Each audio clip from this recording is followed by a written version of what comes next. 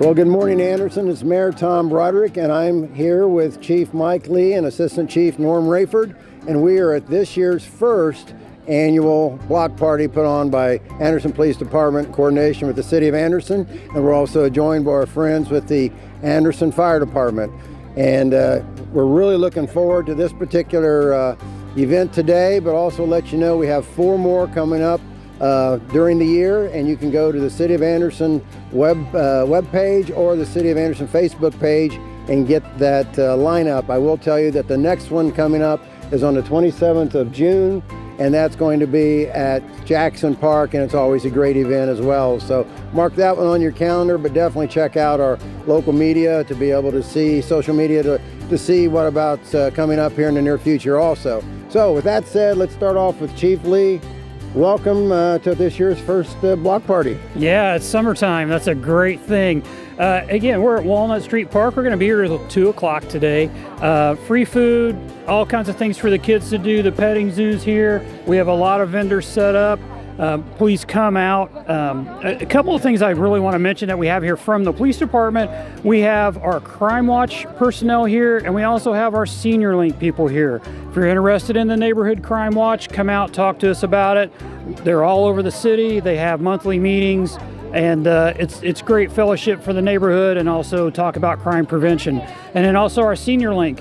If you have that senior that you're aware of that lives in your neighborhood, that just needs a little bit of help or somebody checking in on them, that's what Senior Link is. So come out and get them signed up.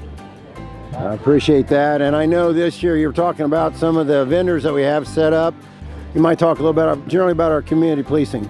Yeah, so our community policing section has some officers that help with community-oriented problem solving. And honestly, they do a lot of things that you wouldn't think a police officer would necessarily be doing, but they also help with Senior Link, checking in on our seniors. They also help with a neighborhood problem of this eyesore or this needs addressed. They focus on longer term solutions in the community. So they're out working every day to help make Anderson a better place. Well, they do a great job. We appreciate everything they do, and we do appreciate all the volunteers. So like the chief said, definitely. And it's not something, if you join, that you have to stick with it. If you join it and you decide, I don't think this is for me, that's fine. But come and check out Crime Watch. You'll find a lot of neighbors and friends that you have that are part of it, and you'll get briefed up every time they have a meeting of what's going on in our community, and you can help be the eyes and ears because as well as these officers are, how hard they work, and they do such a great job, they can only be in so many places at a time. So help them out by, if you see something that looks awry, make sure you call 911 and let them know, and they'll be there to help and support you. Also want to mention, in addition to all the nonprofits we have here today, we also have back our Second Harvest Food Bank partners, and folks can come out here, and it'll be true of our other block parties as well. Come out and get a sack of groceries to take home and help you a little bit on some of the economics right now as we all work through some tough times. So we appreciate Second Harvest being part of this. Now I'd like to turn my attention to Assistant Chief Norm Rayford. Chief Rayford is over our operations of all of our patrol officers, which at the present time we have just slightly over 100. And I know these guys work hard every day, and I know these type of events mean a lot to them. So talk a little bit about that if you could. Well, as Chief stated, we're all about community policing, even in the patrol division. That's why if you look around, it's a lot of patrol officers here on and off duty. We really appreciate our community, and we couldn't do our jobs without them. I know earlier when I first got here, I was noticing the long line over at the SWAT vehicle, and I remember several years ago the chief and I talked about the importance of getting that just to make sure we had the right tools if we ever needed, and circumstances we hope we never have. Right. But they have, I hate to use the word toys because to them they're really work tools, but they have a lot of toys as far as the kids are concerned that they get to show off, and that's really a popular place to go visit. Yes, sir. But just like our K-9 division.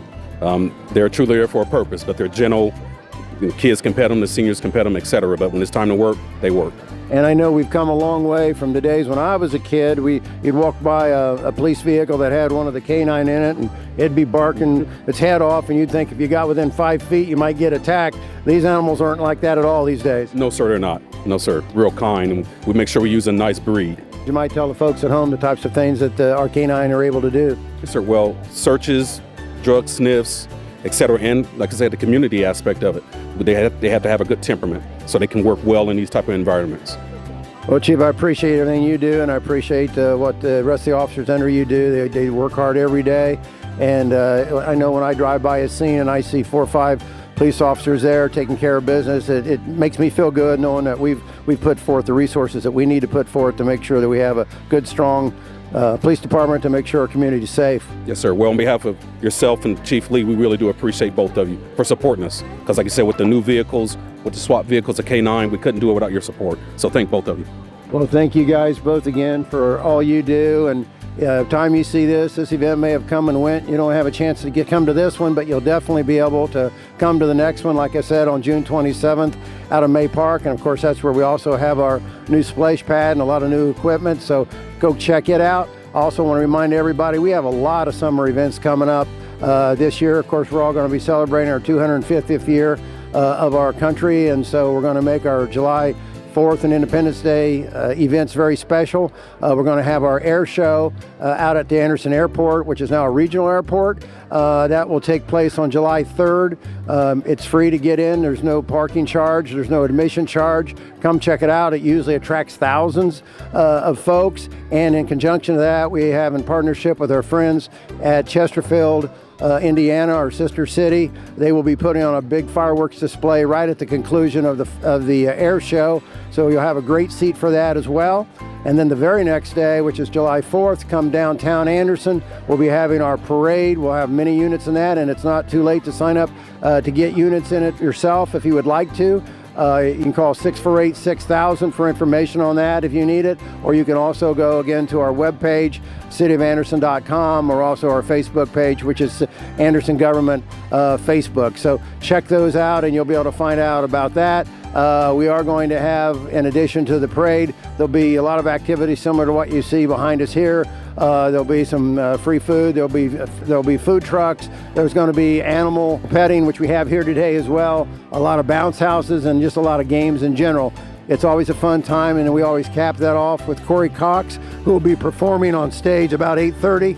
And then at 10 o'clock, we'll have the City of Anderson fireworks. So a lot going on this summer. Don't miss out on this. Also want to remind everybody that our Southside Pool is now open out on Madison Avenue. It'll be open 12 to 7, and that is 7 days a week.